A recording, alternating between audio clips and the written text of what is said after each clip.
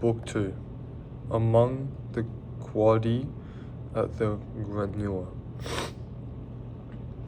Begin the morning by saying to thyself, I shall meet with the busybody, the ungrateful, arrogant, deceitful, envious, unsocial. All these things happen to them by reason of their ignorance of what is good and evil.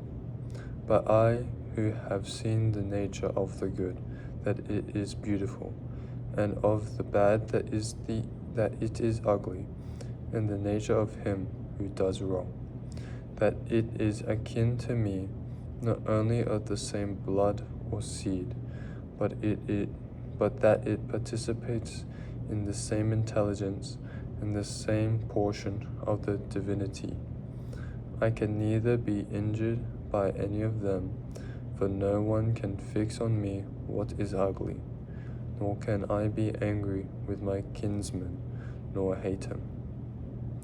For we are made for cooperation, like feet, like hands, like eyelids, like the rows of the upper and lower teeth. To act against one another then is contrary to nature, and it is acting against one another to be vexed and to turn away. Whatever this is that I am. It is a little flesh and breath, and the ruling part. Throw away thy books, no longer distract thyself, it is not allowed, but as if thou wast now dying. Despite the flesh, it is blood and bones and a network, a contexture of nerves, veins, and arteries. See the breath also, what kind of thing it is, air, and not always the same, but every moment sent out and again sucked in. The third then is the ruling part.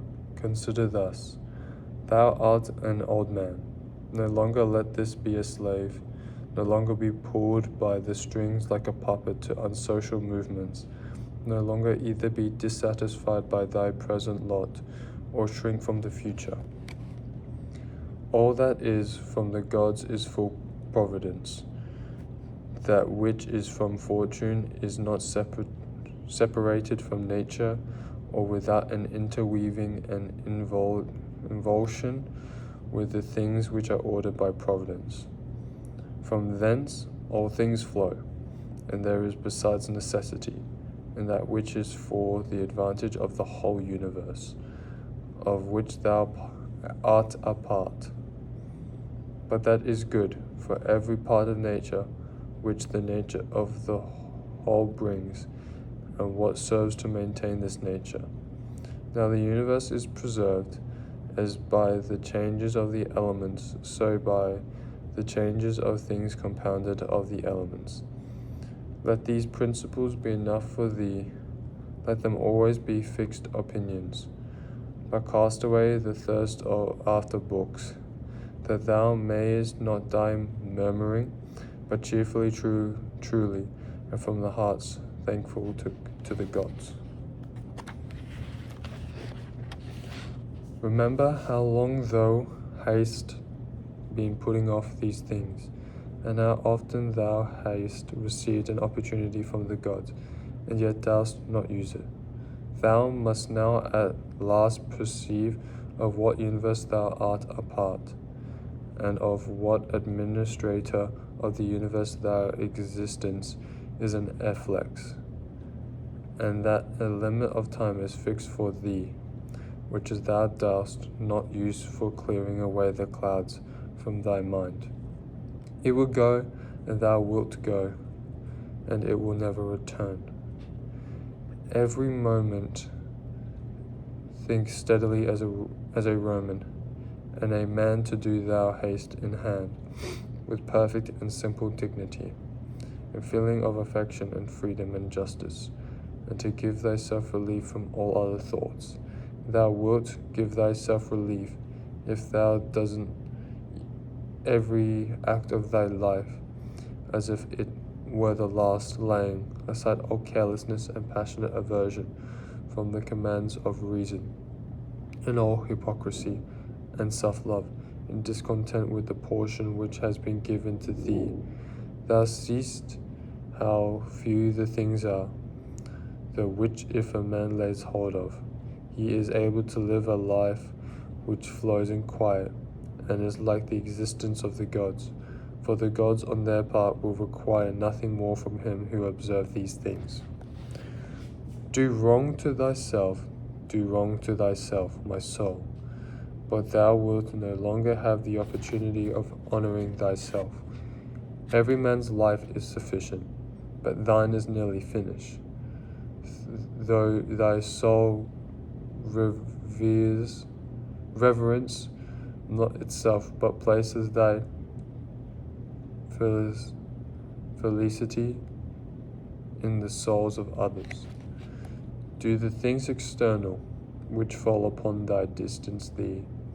Give thyself time to learn something new and good, and cease to be whirled around. But then thou must be avoid being carried about the other way. For those two are triflers, who will weary themselves in life by their activity, and yet have no object to which to direct every movement, and in a word, all their thoughts. Through not observing what it is in the mind of another, a man has seldom been seen to be unhappy. But those who do not observe the movements of their own minds must be necessity be unhappy. This thou must always bear in mind, what is the nature of the whole, and what is my nature, and how this is related to that, and what kind of a part it is of what kind of a whole, and that there is no one who hinders thee from always doing and saying the things which are according to the nature of which thou art a part.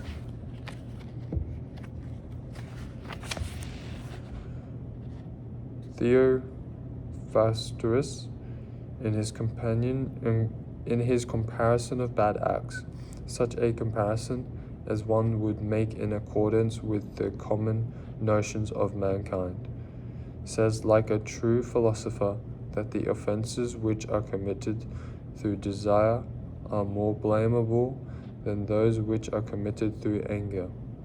For he who is excited by anger seems to turn away from reason with a certain pain and unconscious contraction. But he who offends through desire, being overpowered by pleasure, seems to be in a manner more intemperate and more womanish in his offences.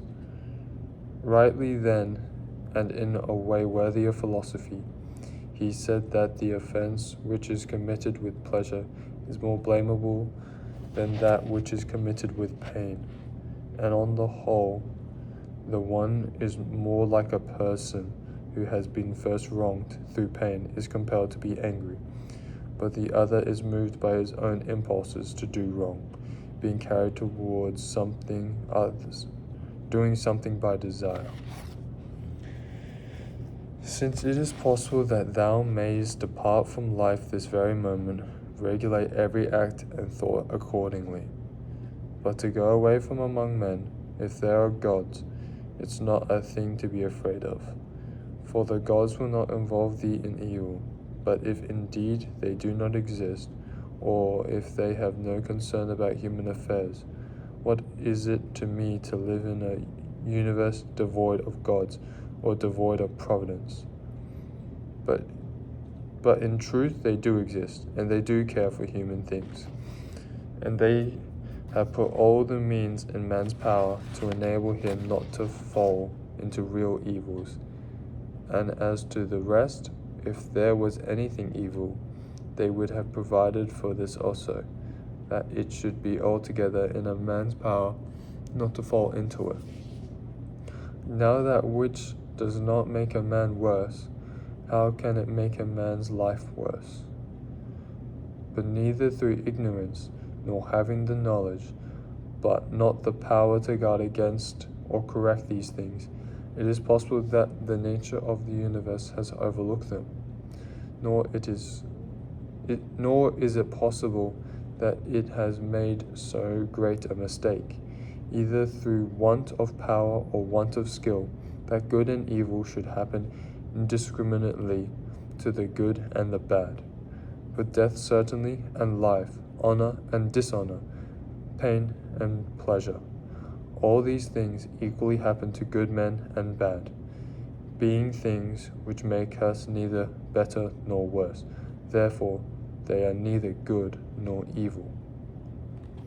How quickly all things disappear. In the universe, the bodies themselves, but in time, the remembrance of them.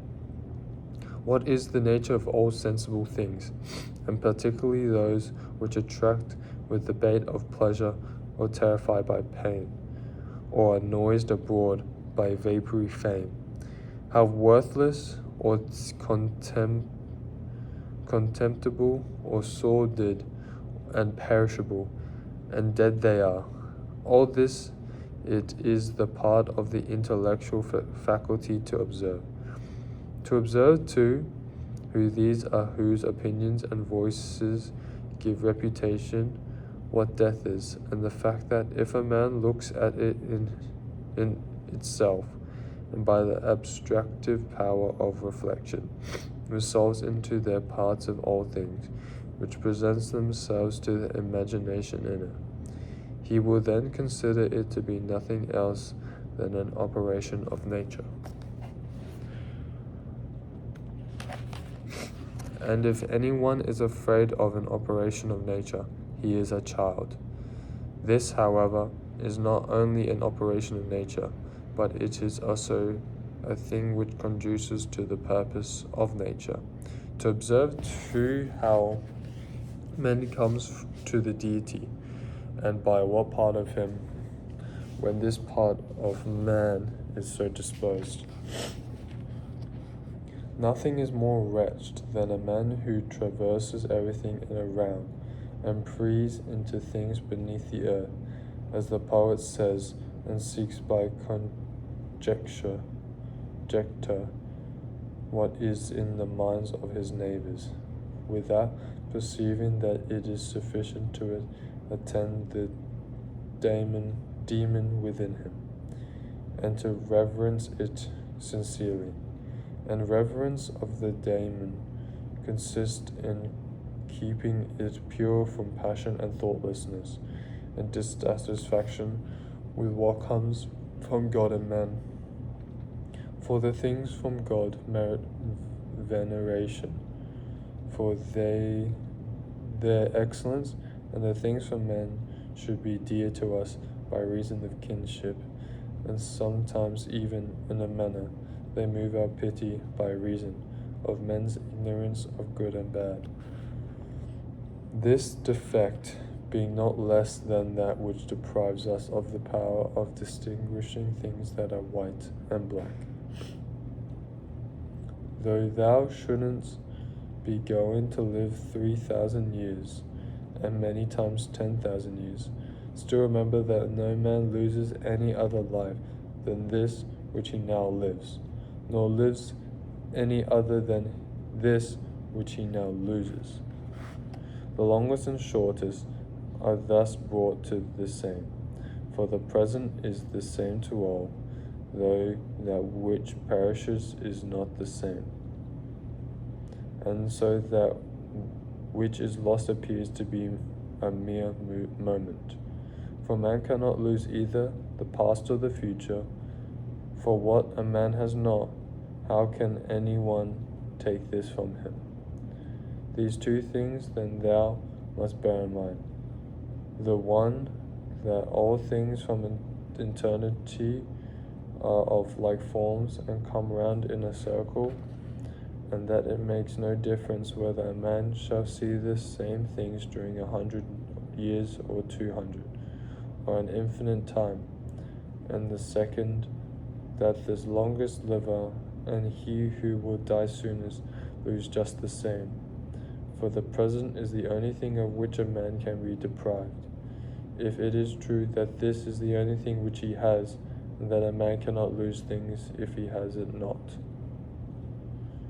Remember that all is opinion. For what was said by the cynic Monimus is manifest, and manifest too is the use of what he was said. If a man receives what may be got out of it as far as it is true. The soul of man does violence to itself. First of all, when it becomes an abscess and, as it were, a tumor on the universe, so far as it can. For to be vexed at anything which happened is a separation of ourselves from nature, in some part of which the nature of all things are contained. In the next place, the soul does violence to itself when it turns away from any man, or even moves towards him with the intention of injuring, such as are the souls of those who are angry. In the third place, the soul does violence to itself when it is overpowered by pleasure or by pain. Fourthly, when it plays a part, or does or says anything insincerely and untruly. Fifthly, when it allows any act of its own and any movement to be without an aim, does anything thoughtlessly and without considering what it is being right, that even the smallest things be done with reference to an end. And the end of rational animals is to follow the reason and the law of the most ancient cities and polity. Of human life, the time is a point, and the substance is in a flux, and the perception dull, and the composition of the whole body subject to putrefaction, and a soul a woe, and fortune hard to divine, and fame a thing devoid of judgment. And, to say all in a word, everything which belongs to the body is a stream, and what belongs to the soul is a dream and vapor, and life is a warfare, and a stranger's sojourn, and after fame is oblivion. What then is that which is able to conduct a man? One thing and only one, philosophy. But this consists in keeping the daemon within a man free from violence and unharmed, superior to pains and pleasures, doing nothing without purpose, nor yet falsely and with hypocrisy, nor feeling the need of another man's doing, or not doing anything. And besides, accepting all things that happen, and all that is allotted, as coming from thence, wherever it is, from whence he himself came, and finally, waiting for death with a cheerful mind, as if being nothing else than a dissolution of the elements of which every living being is compounded.